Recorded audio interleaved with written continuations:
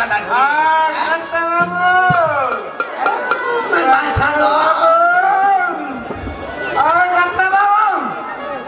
এই যে হারামজাদা এদিকে গায়, এদিকে হারামজাদা, হারামজাদা এতক্ষণ তুই কোথায় ছিলে রে? হলো তোকে ডাকতে ডাকতে আমার গলার কণ্ঠ সব একেবারে শেষ হয়ে গেছে।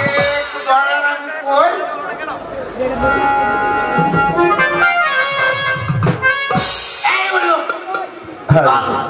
কর্তা বাবু, ওই যে গঙ্গাগুলি ভিজে যাচ্ছে না, ও এনে ওই ফরিদার গান পাঠিয়েছে বুঝছেন। এনে তখন গেছি কারণ এক শ্রেণী খালি আমাকে থেকে চোখ মারে, তখন আমি এনে সময়টা কাটাচ্ছি। ওরে আমার উল্লুক, তোকে কেন ভোটটা গান শোনাতে দিচ্ছি? বেলা কত হয়েছে দেখেছি, আমার কোনো কথা জানতে হল থেকে চারু তো দেওয়া আছে, দোকান খুললেই চলবে। দোকান চালু দিয়ে রেখেছিস? তাহলে বেলা অনেক হয়ে গেছে, পদ্মের ঘোরাফেরা করছে, দোকানটা তাড়াতাড়ি সাজিয়ে দে। ও কি দোকানি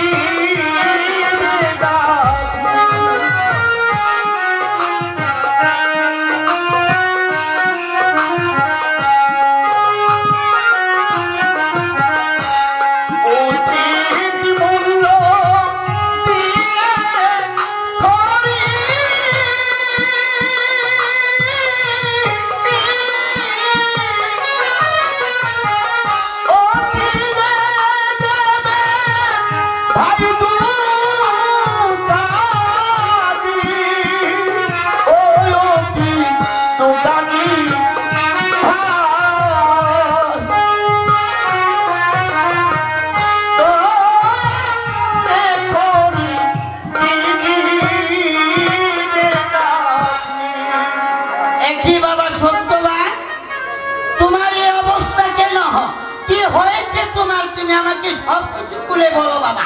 জানো দাদা, ভগবান চোখের পলকে রাজাকে বানায় ফকির, আর ফকিরকে বানায় রাজা। মানুষকে পরীক্ষা করি ভগবান, তাই তো আমার ভাগ্যে লেখা ছিল। আজ 3 দিন ধরে আমরা না খেয়ে আছি, দয়া করে এই খড়িগুলো রেখে আমাকে কিছু চাল ডাল দিয়ে দিন। ও মা গো, এলে তো এই করটা মামা ভাই গেলে কাকু। এই বেটা গেরুয়া, এক কাজ কর, ওই গরুগুলো রেখে ওই সত্যবানকে এখান থেকে কিছু চাল ডাল তরি তরকারি দিয়ে দে। ভগবান বাবু আমি আমার পুরো দোকান দিয়ে দেই। আচ্ছা দিয়ে দে। আয় আয় তাড়াতাড়ি তো সবগুলো দিয়ে দে। এই হারামজাদা, তোকে কি আমি কম খাওয়াই? হ্যাঁ, আমার দোকানে সব চাল তুই খেয়ে ফেলেছিস।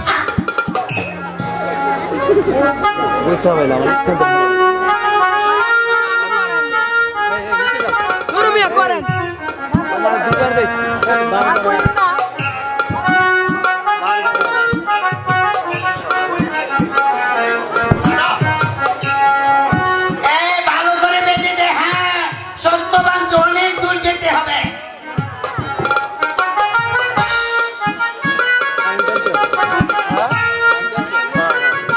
বাবা সত্যবান, ওখানে চাল ডাল তরি তরকারি পেঁয়াজ কাঁচামরিচ সব কিছু আছে, তুমি নিয়ে বাড়িতে যাও বাবা।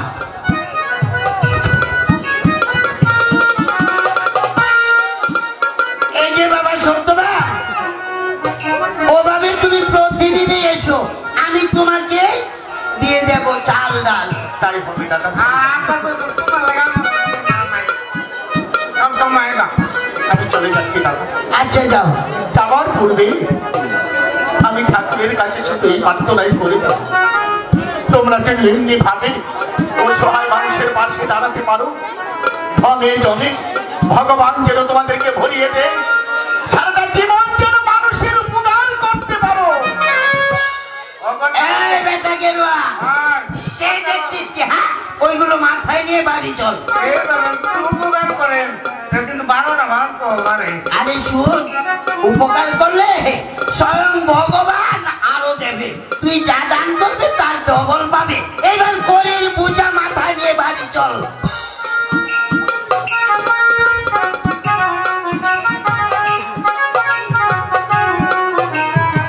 ও মা এটা বাবু এই হারামজাদা, শক্ত করে ধর। হ্যাঁ, আমি আমার পূজায় দুর্বল বল ভাই না এই হারামজাদা শুন, তোকে কি আমি কম দেবো? হ্যাঁ, ওই যে বাজার থেকে যতগুলো এই দারখিনা মাছ আনি তার সবগুলো লেজ মাথা তো আমি তো চল যা। এই সাবধানে যাইস, আবার পড়ে যাইস না। ঠাকুর, আজ দুদিন ধরে স্বামী বাড়ির বাইরে গেছে, এখনো তো ফিরে আসছে না ঠাকুর। খোদার জানায় চলতে পারছি না, তুমি বলে দাও ঠাকুর, আর কত দুঃখ জ্বালা সহ্য করব, তুমি বলে দাও। অতি ভগবান হে,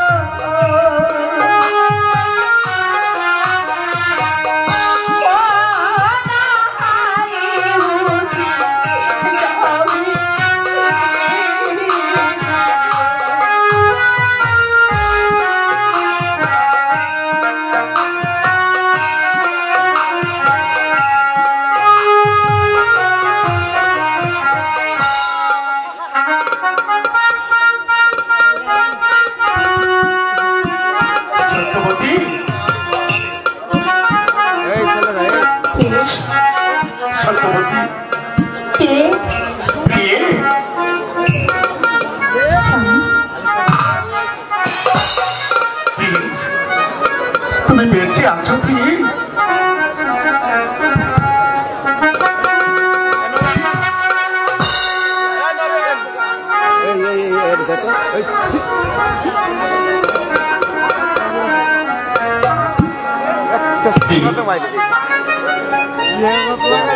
তোমার কষ্ট হয়নি তো প্রিয়ে?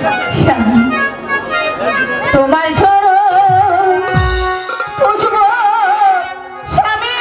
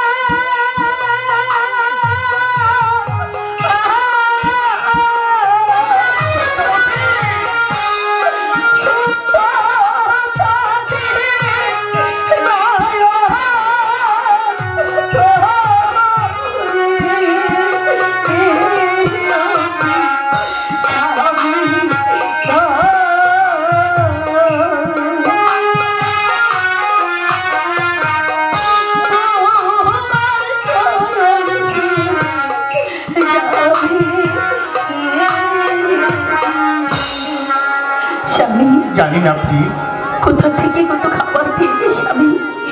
জানো কি স্বামী, মহারাজ আমাকে দয়া করে এই চন্দন গুণটি দান করেছে।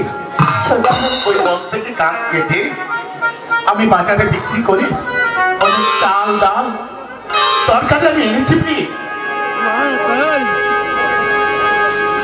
অনেকগুলো খাবার এনেছি।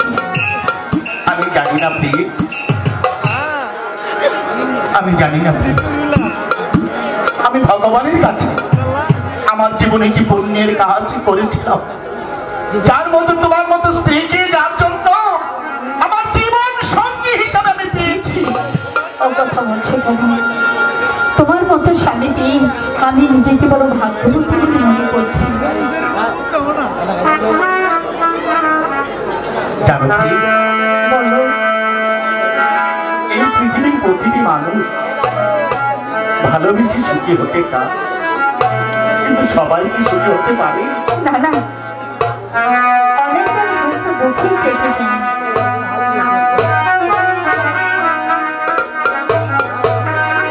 সবাই তো সুখী হতে চায়, তবু কেউ সুখী হয় কেউ হয় না। জানে না যা বলে লোকে, সব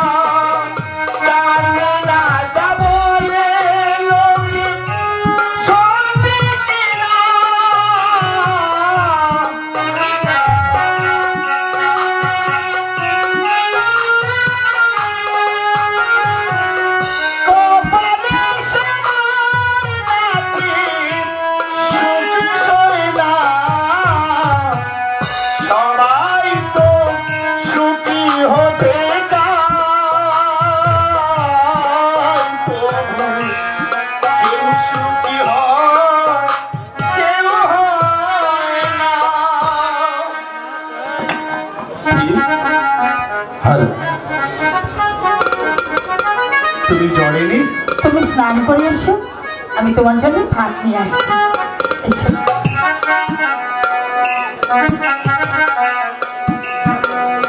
ভালোবেসে সুখী হতে মনে চেন রাধা সুখী হয়েছিল পেশে মোরা।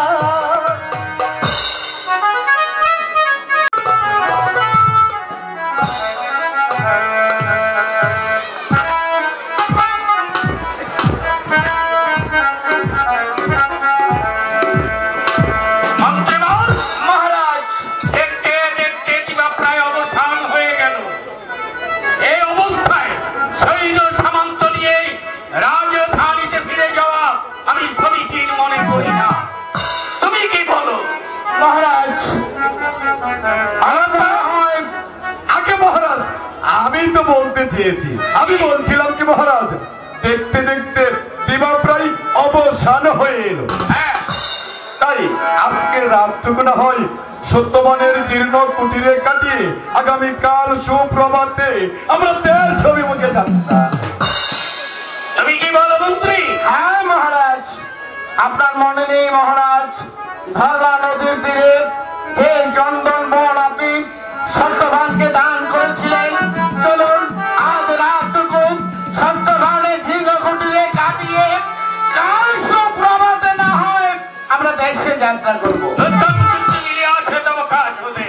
তাহলে আর বিলম্ব নয়, অতই আমি চলে যাব ওই সত্যবানের পর্ণকুটিরে। আজ রাতটুকু ওর এখানে থেকে আগামীকাল প্রত্যুষেই আমি সদাই সবেমুখে যাত্রা করবো। এগিয়ে চলো।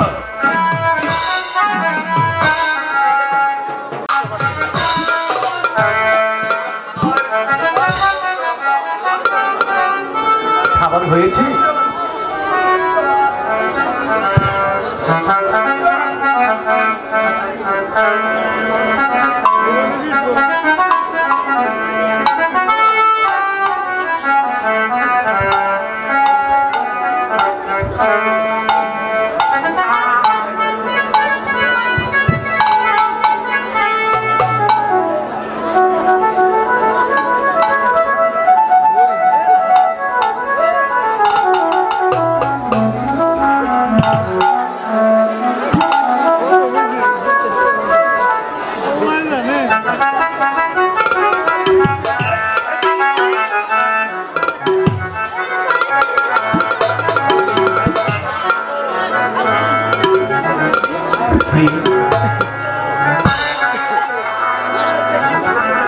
সারাটি জীবন এমনি ভাবে প্রদীপের আলো হয়ে আমার এই ভাঙা ঘরে কত কথা বলছো স্বামী। এই জন্ম নয়, 7 জন্মে আমি তোমার ঘরে প্রদীপ হয়ে জেলে থাকতে চাই। সারাটি জীবন তোমার বুকে মাথায় প্রদীপ হয়ে থেকো তুমি। আবার ভাঙা ঘরে তুমি আমি বাসবো সে মনে মতো করে গো, মনে মতো করে প্রদীপ হয়ে থেকো যেন আমার হৃদয় মাঝে। ও তুমি আমি পারিব দেখো মনে মতো করে গো।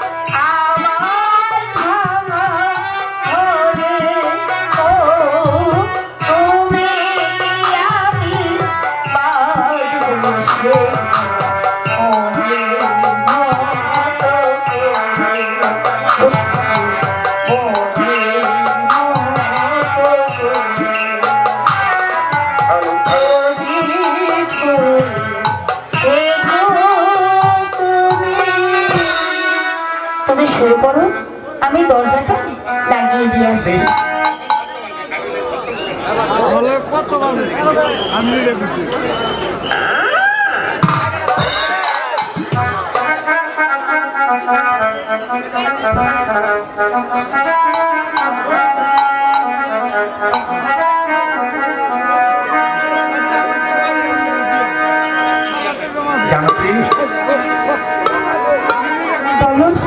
আজটা তোমার খুব সুন্দর, অনেক রাত হয়েছে, অনেক ভালো লাগছে তোমার।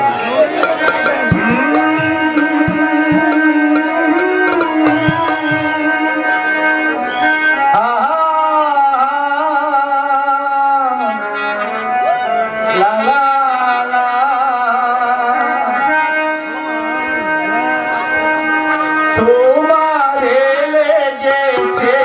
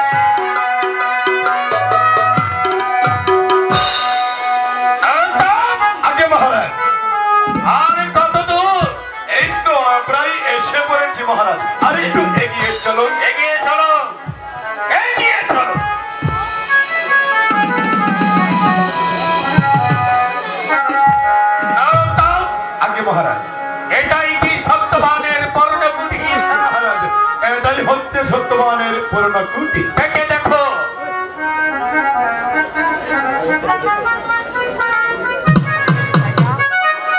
সত্যবান বাড়ি আছো হে? ও বেটা সত্যবান, বাবাজি ও বেটা সত্যবান,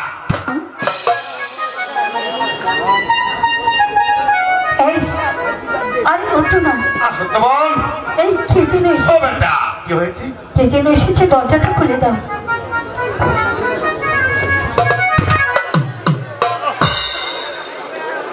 মা সারা ওখানে হাত ছাড় ঘুমায় গেছে কে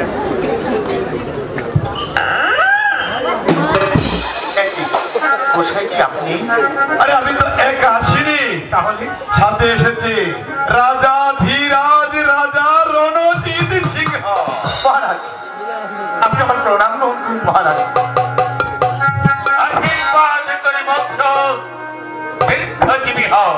মহারাজ, যেহেতু এই গরিবের বাড়িতে আগমন মহারাজ, বৎস, আমি গিয়েছিলাম শান্তিপুর অধিপতি রাজা জয় সিংহকে পরাজিত করতে। ফিরতে দিবাবসান হয়ে গেল, তাই সৈন্য সামন্ত নিয়ে রাতের আধারে রাজধানীতে ফিরে যাওয়া আমি সমীচীন মনে করি। তাই তো এসেছি সেনা দলদয়ে তবদারে। আজ রাতটুকু তোমার এখানে অবস্থান করে আগামীকাল প্রত্যুষেই আমি স্বদেশ অভিমুখে যাত্রা করতে চাই। মহারাজ এখন কি হবে? আমি তো তাই ভাবছি। ওকে মহারাজ গো, কোথায় দেব রাতার বলছি বাতাস।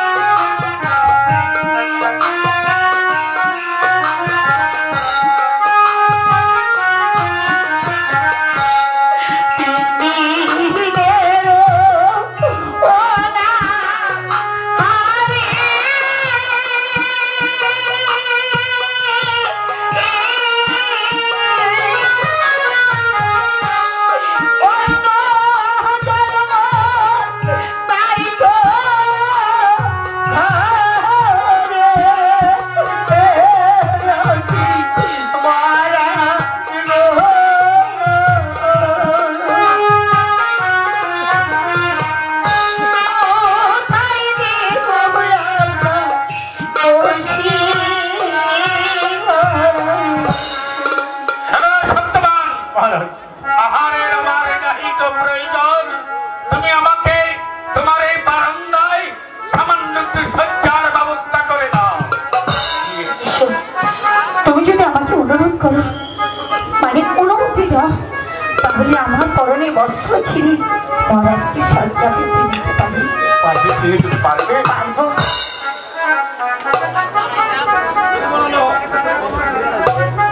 পারবে তুমি?